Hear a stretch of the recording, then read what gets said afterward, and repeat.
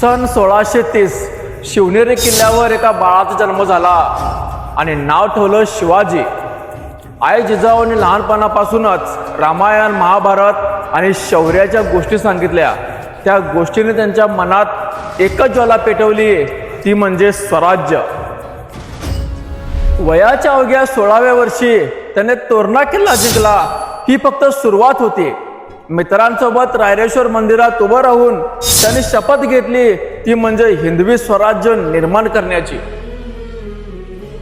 शत्रू मोठे होते, सेना प्रचंड होती, पण शिवाजी महाराजांची रणनीती ही वेगळी होती. गनिमी कावा, वेग, चातुर्य आणि धाडस यांच्या जोरावर त्यांनी अनेक किल्ले जिंकले.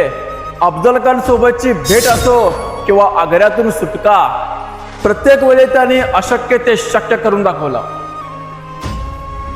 6 जून 1674 रायगडावर भव्य राज्याभिषेक झाला.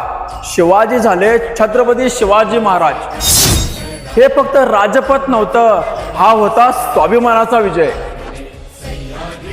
शिवाजी महाराजांनी आपल्याला शिकवलं, स्वप्न जर मोठं असलं की वय, परिस्थिती आणि अडचणी काहीच थांबवू शकत नाहीत.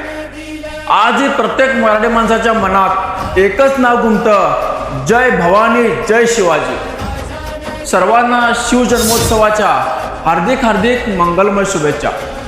जय जिजाऊ, जय शिवराय, जय शंभूराजे. धन्यवाद.